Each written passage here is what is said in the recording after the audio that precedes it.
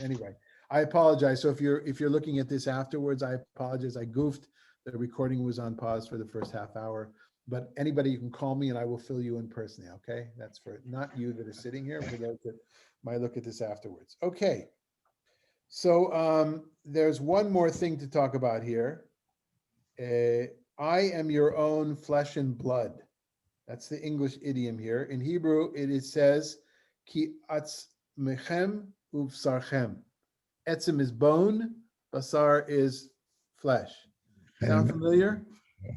Bone. We talk about flesh and bones all the time, but let's look at it on a biblical level. Anybody remember it from another place? Flesh and blood, it's usually, isn't it? That's in English, right? But etzem ubasar. Etzem miatzemi ubasar mi bsari. That is what Adam says to God after the successful operation on his rib, which produced a ezer kenegdo, a helping mate, a mate opposite him, an appropriate entity, persona, and not an animal, as that story says. It goes through the animals, not one of the animals. It's got to be something from, and not from the earth, which is what that story implies as well. And certainly later rabbis picked up on that. That the original Eve was made from the earth, like Lilith in that story, and therefore it never worked out because it can never be equal. It's got to be subservient. We disagree, but that is at least the message of the story. And so I never really thought about that the expression flesh and bones, it could very well be from Genesis when you think of it, or from here, right? It's, in other words, that's a question for the big Oxford Dictionary, right? To look under flesh and bones for those that want to do that. Yeah. Okay, flesh and blood, excuse me, but we have flesh and bones. Okay. Anything else? No, there was an excellent book years ago, many years ago, about King David that was called Melech Basar V'Dam by Moshe Amir. And it was more that he wasn't such a spiritual king, but he was a king of flesh and blood. He was like in the physical sense. Right. He was, and I did a series a few years ago with some of you participated. It was David, the man who could not love, because David means love in Hebrew. And I kind of went through his. Maybe we didn't do it together. Did we do it? We did some Shmuel together, but that's a series that I've done before. If you look at all the stories of David, I claim, if you look at all the stories of David in his interaction with others, whether it's women or whether it is intimate interactions with two men, Shaul and Yonatan, Shaul's son, all I see is somebody who uses other people, who manipulates other people. And that's ironic because his name is Love, David, dude. Okay, let's go on. Ella, 3 to 4, please. His mother's brother said all his behalf to all the citizens of Shechem, and they were won over to Avimelech, for they thought he is our kinsman. They gave him 70 shekels from the temple of Baal Brit, and with this, Avimelech hired some worthless and reckless fellows, and they followed him. Right, or as Sasson translates, rootless and reckless. Just to get that. So Anashim Rekim, empty-headed, Pochazim. Pochaz is used in the context of water. It has no shape. Most people would understand here mercenaries or a band of fools. He's got a bunch of guys. Again, a lot of this is illustrated quite well in the Game of Thrones, I think, right? If you think back to those that were watching Game of Thrones, so a lot of these kinds of things are these merry bands of marauders and the disciples, of course, reflect upon the leader.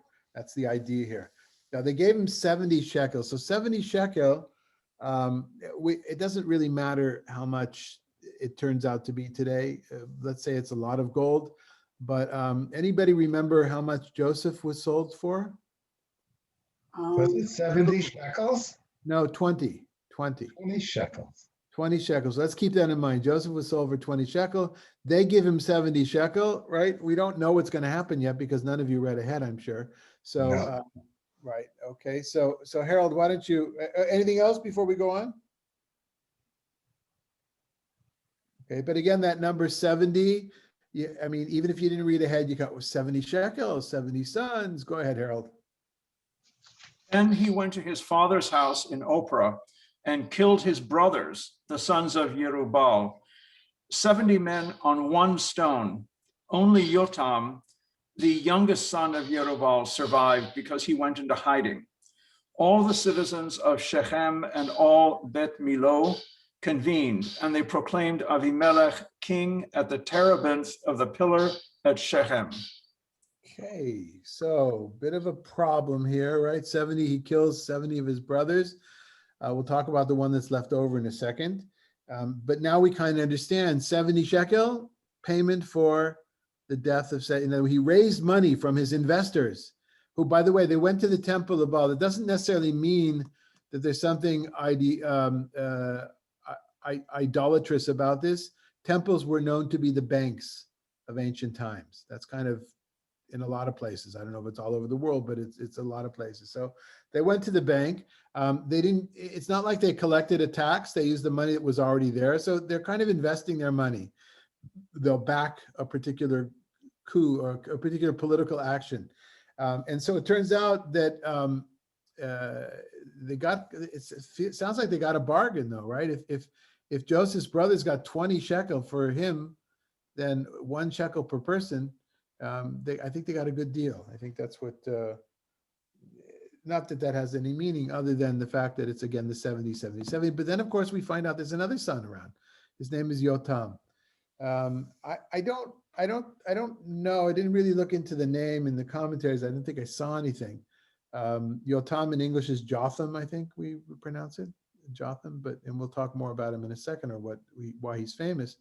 But I'm wondering if Yotam is similar to the Hebrew Yatom, which means orphan. In other words, that from a literary point of view, that's why his name is what it is. Okay. So we see there's kind of an echo or a hint of this competition, historical memory of a competition of sorts between Shechem and Ophrah, the city that became important through Gidon. And they're all part of the same tribe. They're all part of Ephraim. So this is not a foreign entity. It's going on amongst the people. This is a civil war. Unpleasant as it is. Yeah. Any comments or questions before we get to the complicated part? So what we have before us now is something which almost every kid, at least I don't think they know it anymore in Israel, because Bible studies in Israeli schools has gone way, way down in the last few decades, already since the 80s, in fact. But it used to be that every Israeli would know the following section known as Mashal Yotam, Jotham's or Yotam, I'm just going to pronounce it in Hebrew, Yotam's parable. Okay.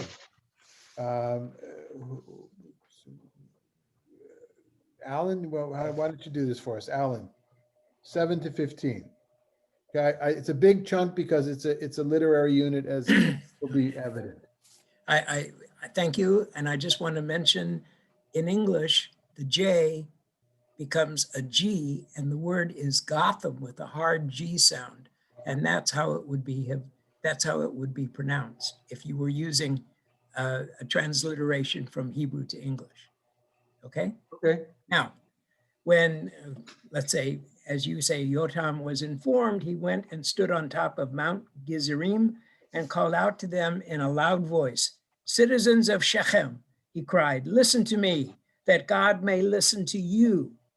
Once the trees went to anoint a king over themselves, and they said to the olive tree, 'Reign over us.' But the olive tree replied, 'Have I, through whom God and men are honored, stopped yielding my rich oil, that I should go and wave above the trees?' So the trees said to the fig tree, 'You come and reign over us.' But the fig tree replied, 'Have I stopped yielding my sweetness, my delicious fruit, that I should go and wave above the trees?' So the trees said to the vine, 'You come and reign over us.' But the vine replied, 'Have I stopped yielding my new wine, which gladdens God and men, that I should go and wave above the trees?' Then all of the trees said to the thorn bush, you come and reign over us. And the thorn bush said to the trees, if you are acting honorably in anointing me king over you, come and take shelter in my shade. But if not, may fire issue from the thorn bush and consume the cedars of Lebanon. Okay, this is often presented as the first parable in the Bible, right? Parables which become extremely important in the Gospels, but also in many, many different forms in Hebrew biblical literature. Is it the first one from a literary point of view? I don't know. It's, you know, it's a form of literature that sometimes is drawn out like this one. Sometimes it's in the format of a single sentence, right? Proverbs, Sefer Mishlei has that's the word, mashal, Mishlei has any number of them. But this is drawn out, and the trees are personified or anthropomorphized. More often than not in world literature, I read that it is usually fables are about, and there's a difference between fables and something else, but usually they're about animals, because human beings have an easier time identifying with animals. In this case, those trees, and there are other examples from around the world and around the Middle East, ancient Near East, there's plenty of examples of this as well.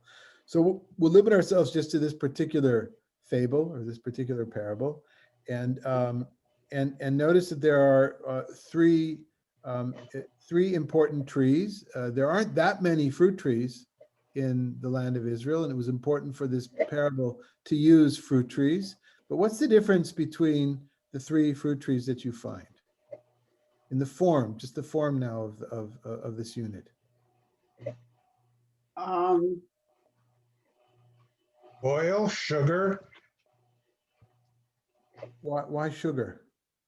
Well, it's sweet.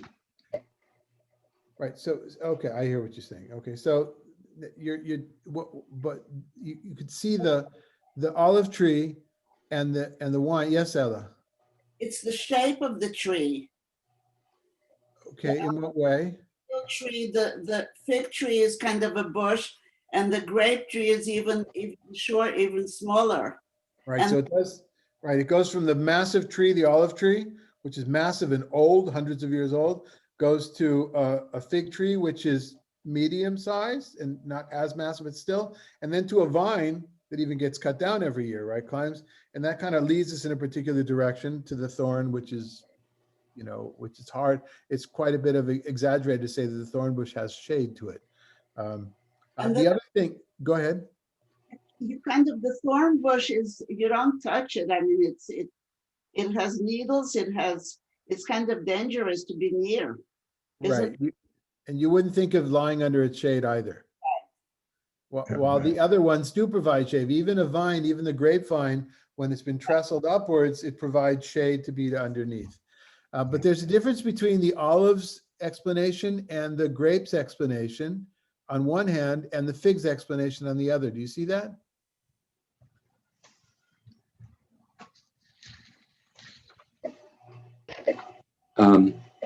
Well, the fig one doesn't mention God. Right.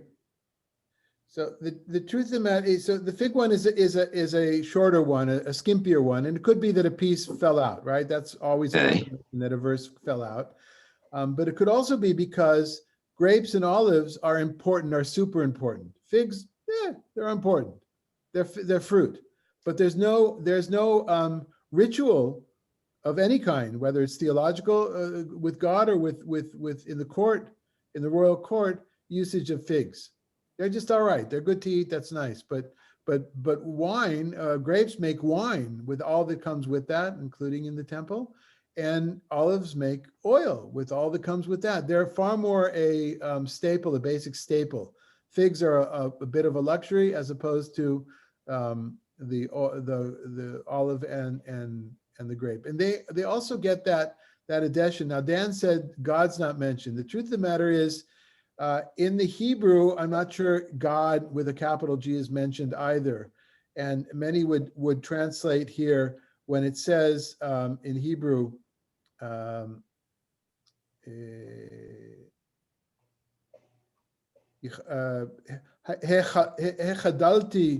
yichabdu Elohim ve'anashim. What I stop being honored by, and then probably the translation should be by gods, little g, gods and men, meaning that it's an expression. It's merismus. We've talked every once in a while. I throw this out. Merisism, maybe, but in Greek it's a merismus. Merismus is when you have two words that are opposite ends of something. So, for instance, from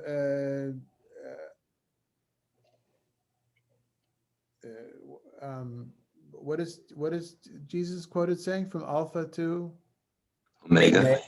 Alpha to Omega, I think is merismus. Everything, it means the entire world. Shamayim va'aretz, the heaven and the earth. It's not they're two different places. It means the entirety, the whole spectrum. So gods, and so this is an ancient term, a polytheistic term. There's gods on one side, human beings on the other side, and everything that's in between. So that could be a way. But so this is the parable. The parable is even without the explanation we're going to get here, it seems like it's pretty clear what's going on. But here's this, whether he's a little kid, whether he's insignificant, whatever he is, he's on the mountaintop, he's on Har Gerizim. This is reminiscent of that ritual, that public ritual that I spoke about before and from Joshua.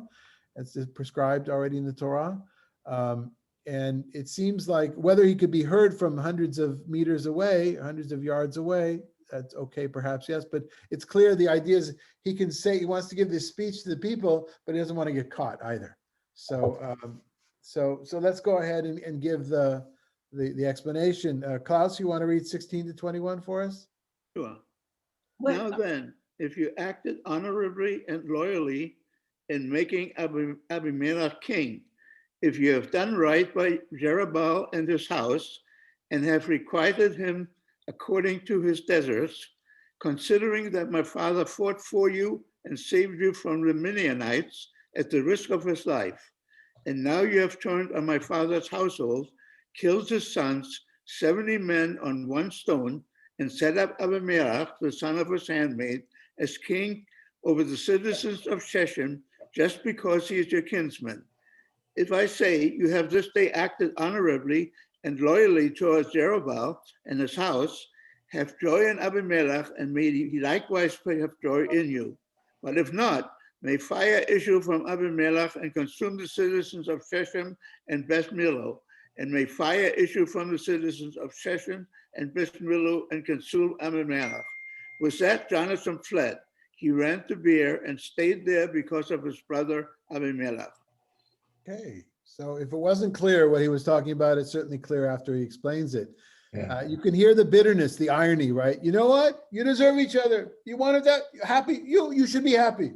Go on your way. Kind of sarcasm, almost.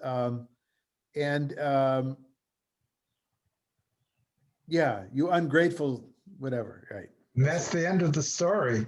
Well, it's not the end of the story. There's quite a bit about Avimelech, but I had to end it here because it's going to take us another 2 times probably. It's what does it mean that? What does it mean, Rabbi, that he killed 70 on one stone? I think it's a concentrated thing. Yeah, I didn't see much on that. I think a public execution, and not that he had. I think it was done publicly in a central place that we can see he's doing it at one time, as opposed to slowly knocking them off, in alleys in different places. That's what it speaks to me, I think, in a public place display. Yes, Alan. Folk etymology, we have in Old English, translated into modern English, a killing stone. And that's where animals were killed and in some cases sacrificed.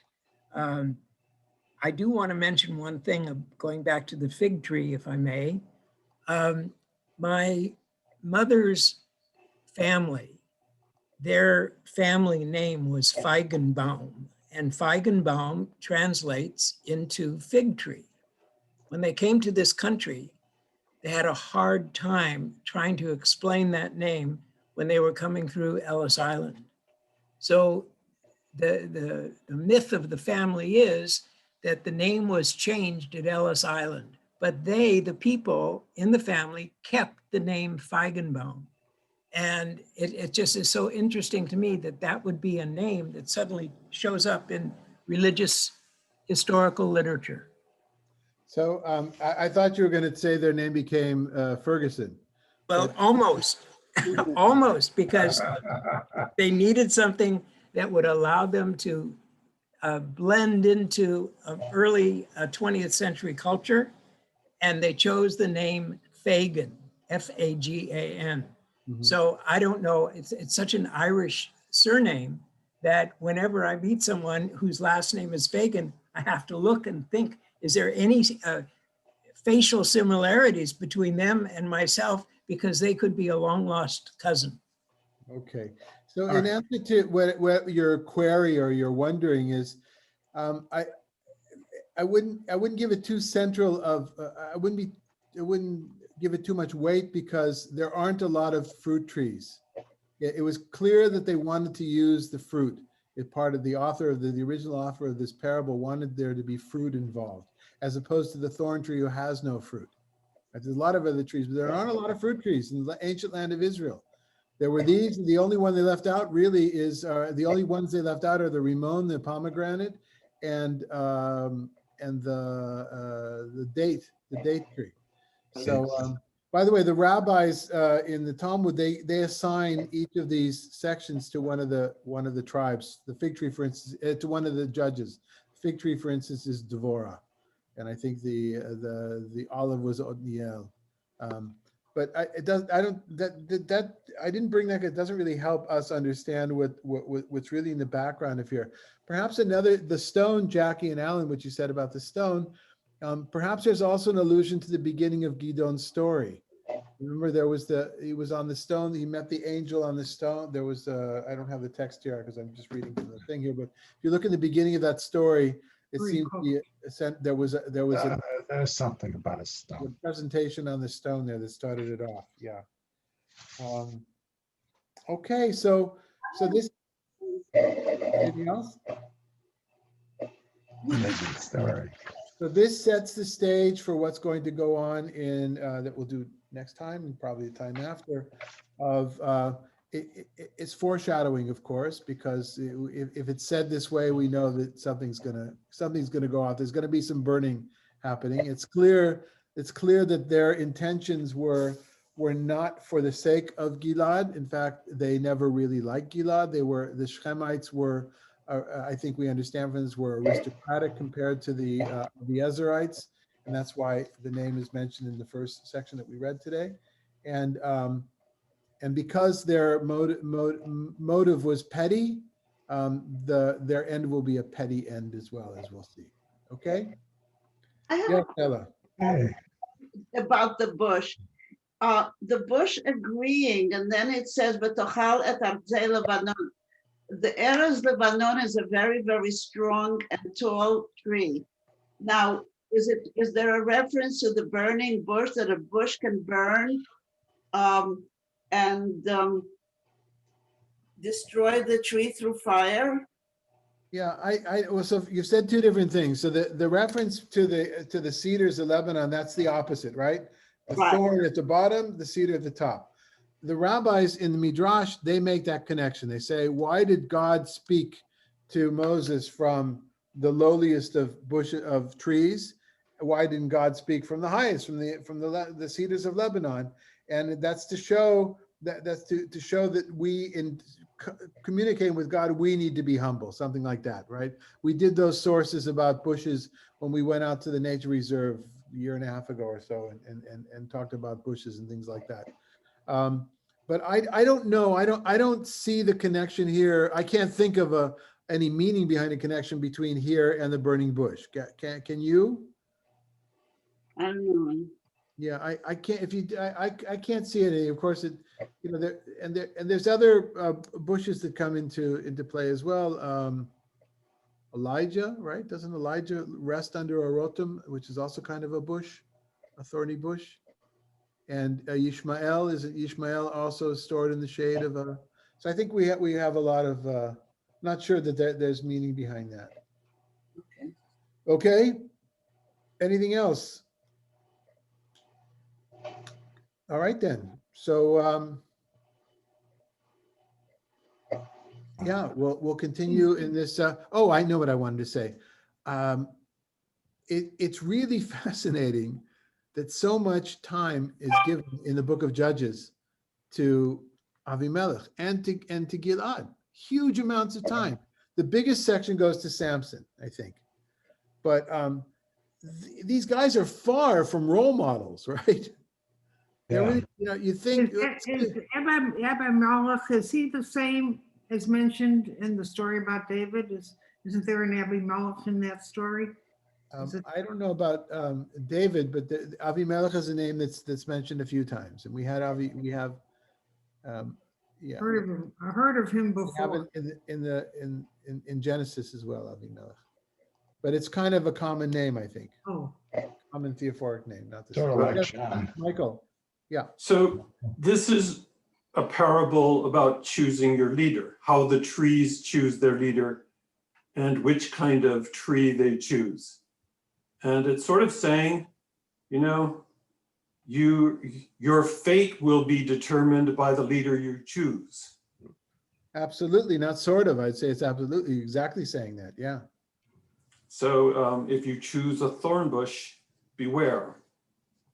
Right. And it's also kind of, and you get what you deserve. You will get, You get what you buy, right. You reap what you sow. which is a little bit similar to our own country's recent history. Yeah. And Israel's recent history and I would imagine many countries around the world, as we know, right? Although the people don't always choose, do they? And some people don't always understand what they're choosing. Right.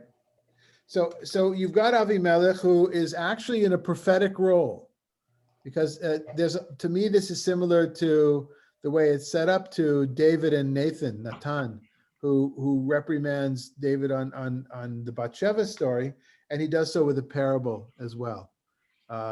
Different kind of a parable with a man and a kid, a soul kid, but it does render Avimelech, Yotam, into the role of prophet. And then I think he kind of disappears, but we'll see afterwards. Okay. All right. Some good news. It looks like, yes, Gail, did you want to say something?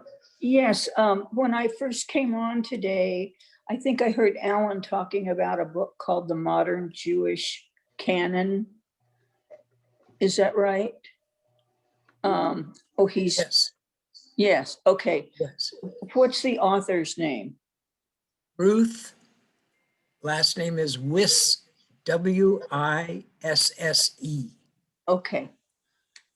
Okay, I thought I might get that book. Thank you. Really enjoy it. Oh, I've been in, Yes. once I have you, for some reason, I couldn't find the Chavurah list. You're on. Yeah, You're in there. I don't have a copy of it. I okay. couldn't. So Ella, why don't you be in touch with Alan directly? Okay. Let me just sum up by saying that I've been in touch with another body in Orange County, and it looks like in May or June, I'll begin teaching the book of Daniel, which is, I haven't done that for decades. And that'll be a lot of fun, a really, really interesting and colorful book that has a lot of implications for interfaith study as well, because of the part it plays in different parts of the New Testament, especially in Revelation. Okay, so be well, everybody. Sei gesund. Mhm. Thank you. Very good. Thank you. It was very- Rabbi. Bye-bye.